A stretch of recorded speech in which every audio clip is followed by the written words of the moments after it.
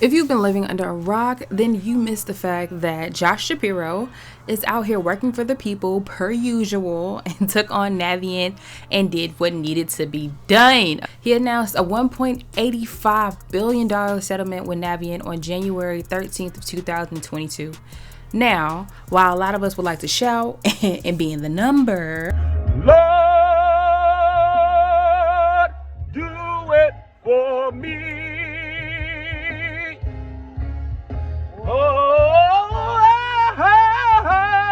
there are some stipulations as to who can qualify. Specifically, they are focusing on people that have student loans after 2009 and were told to put their loans on forbearance instead of giving them information about income-driven repayment plans. The article also mentions some talk of loans being 20 to 25 years old and the 10-year service loans forgiveness programs. If you don't know anything about that, I'll try and link something below so that you can find some information to read up on that. All in all, Navient took advantage of people already in a jacked up situation, and Shapiro and many other attorney generals said enough is enough. But some people may be like, well, why is he focused on people around 2009? Like, I got student loans today, baby. Help me. Hello. Well, if you were not taught about it, 2008 was the big recession, and it hit the nation hard. I was curious as to how it got that bad, so here's what I found. It seems like there are three parties to point fingers at, and the first I found in a TED Talk by Brian Westbury. The talk is entitled "The Real Truth About the 2008 Financial Crisis." I'm about to tell you some unconventional wisdom. He thinks the problem is because of the interest rate being so low for too long and created the incentive for banks to get risky with their bets and playing around. But even more than that, he seems to believe the source of the problem is market to market, which is an accounting practice that involves adjusting the value of an asset to reflect its value as determined by current market conditions. Now, this was something that had been out of practice for a while, but came back in the late 2007. He gave an example of how this could play out. What does mark-to-market accounting do? Well, here, let me give you a story. Let's imagine you live on the coast of Texas, in Galveston, Texas, and you have a $500,000 house right in Galveston near the beach, and you have a $300,000 mortgage, and there is a hurricane on the way. And it's only 4 or 5 hours away, and they've told you you have to evacuate your neighborhood. And you're packing up your pictures, you're packing up your most important belongings, and just before you leave the driveway, your banker shows up. And your banker says, you have a $300,000 mortgage on this house, and there's a hurricane coming. Your house is about to be destroyed. We're really, really worried about our loan. I know you've paid every payment, but we're going to have to mark this house to market. And you're like, well, everybody's gone. There's nobody left. I saw the realtor leave. Like, who's going to bid on this house? And they said, well, don't worry. There's a fire truck. Let's get the fireman to bid on it. They stopped the fire truck, said, hey, make a bid on this house. The fireman says, well, there's a hurricane about to hit. I'll pay $20,000 for it. And the banker says, you know what? You owe me $300,000, but the house is only worth $20,000 because that's the bid. So if you can't come up with $280,000 right now, you're going to lose your house. According to him, they changed the rule back in April of 2008, and that caused the economy to start to do better again. So here we are with the first party on the board, the government. So after hearing that, I was like, oh, okay, that must be it. But then I started thinking, how did it really happen? Like, no, why did the government have to bail them out? He said that the government caused the issue and then fixed it so that they could get the banks to move bonds that they had in the reserve. But what's going on that he's not saying? Like, how did they have bonds in the reserves and why are they not moving them? This leads me to the next party over on the Plain Bagel. Great content, might I add. They do a series called 5-Minute History Lessons. And so in this one, can you guess what it's titled? Of course. The 2008 Financial Crisis. Like in this one, they picked up on my questions really quick. They gave me pretty much a system that went like this. Banks, investment banks, investors. This video is where I added much of my knowledge. Like it was a lot of research going on as I got to this specific part. So the banks were lending money to homeowners and then turning around and selling the mortgages to investment banks, and they sold them to investors. And it's not just banks doing this. The government, in an attempt to boost mortgage lending, is using the Fannie Mae and Freddie Mac, two sponsored corporations, to do the same thing. Soon enough, lenders are facing a seemingly endless demand for their mortgages, which they're more than happy to part with. Because every time they sell the rights to their interest payments, they get their money back, which they can loan out again. So mortgage lending and home buying kick into hyperdrive, and investors are getting pretty rich in the process. Now, I'm sure investors had no idea what was going on, and those doing the bidding had not a care in the world, especially not the banks. With the Affordable House Act in motion, they started predatory lending. They were giving out houses like campus condoms. It was wild. And people went OD and started betting on if people could make the payments. And this brought in the insurance companies with default swaps.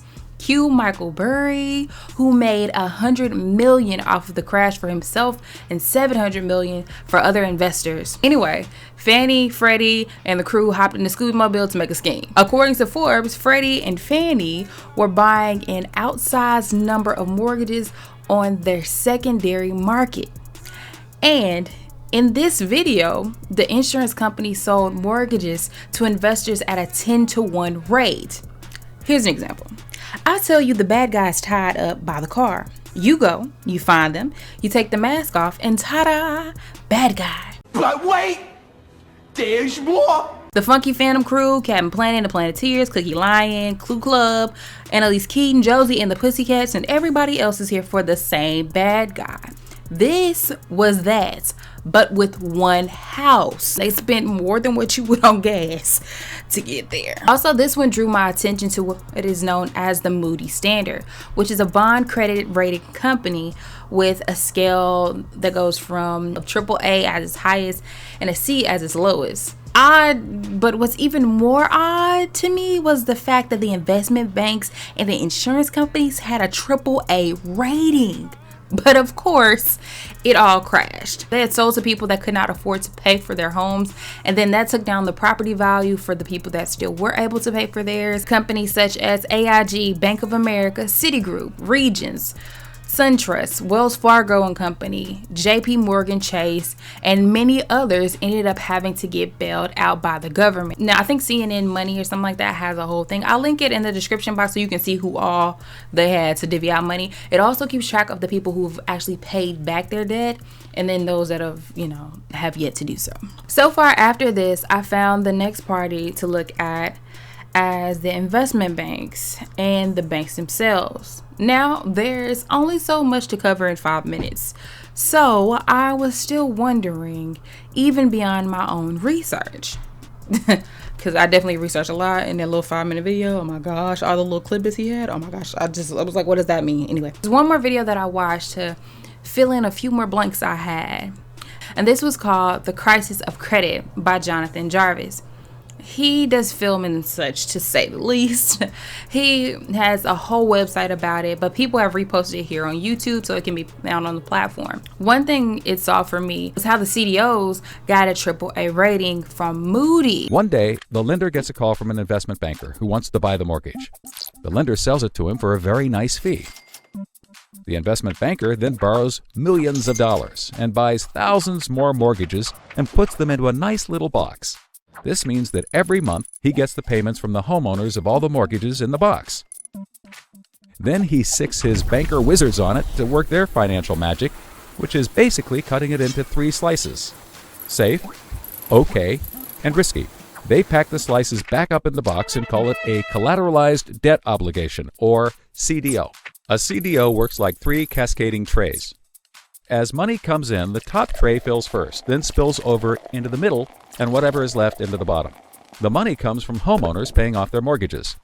If some owners don't pay and default on their mortgage, less money comes in and the bottom tray may not get filled. This makes the bottom tray riskier and the top tray safer. To compensate for the higher risk, the bottom tray receives a higher rate of return, while the top receives a lower, but still nice return. To make the top even safer, banks will insure it for a small fee, called a credit default swap. The banks do all of this work so that credit rating agencies will stamp the top slice as a safe, AAA rated investment, the highest, safest rating there is. The OK slice is BBB, still pretty good. and they don't bother to rate the risky slice. Because of the AAA rating, the investment banker can sell the safe slice to the investors who only want safe investments. He sells the OK slice to other bankers, and the risky slices to hedge funds and other risk takers. The investment banker makes millions. He then repays his loans. Finally, the investors have found a good investment for their money, much better than the 1% Treasury bills. They're so pleased they want more CDO slices. Now after that, it made me realize how the Lehman Brothers was the fourth U.S. largest investment bank at the time of the crash, because according to advisor perspectives, they had effectively become a real estate hedge fund disguised as an investment bank.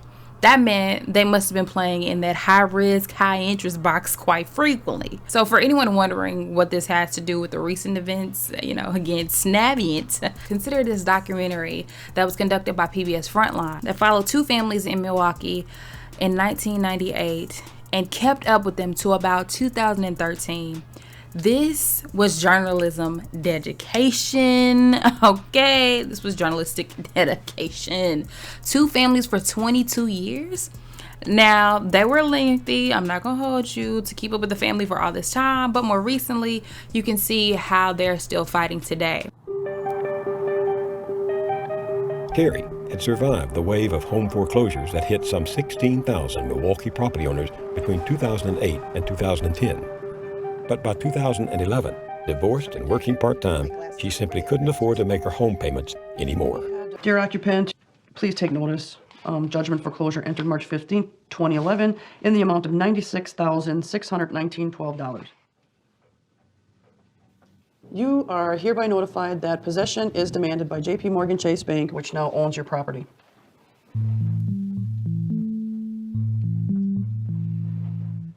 How long did you stay in the house?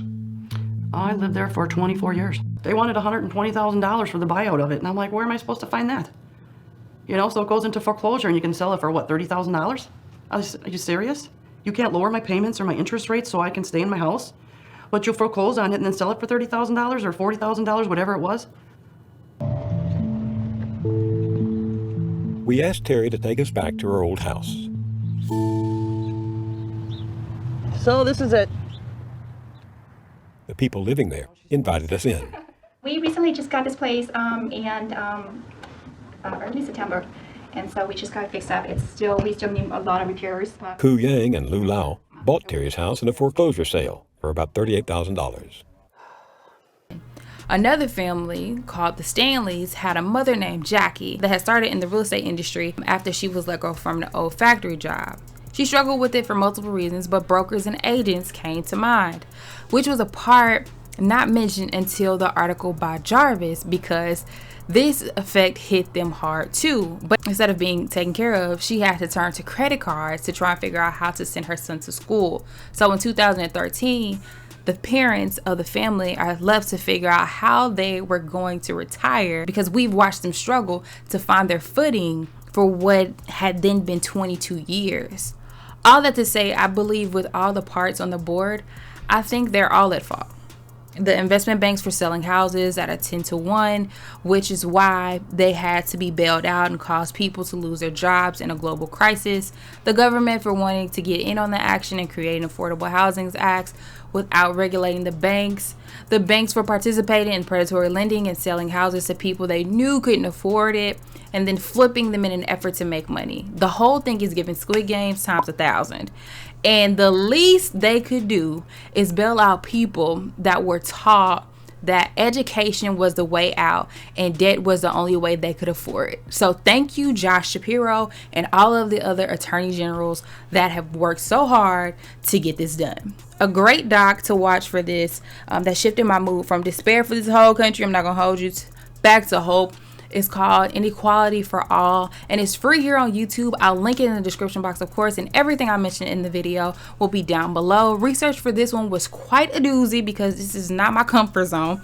And if this is yours and you like to share your stance or maybe some things for me to read or watch in my leisure, feel free to drop them in the comments below. And if you like this type of content, please give this video a thumbs up if you like it, so I know. If not, tell me what you like to hear about instead in the comments. And until next time, Keke loves you. Smoke it.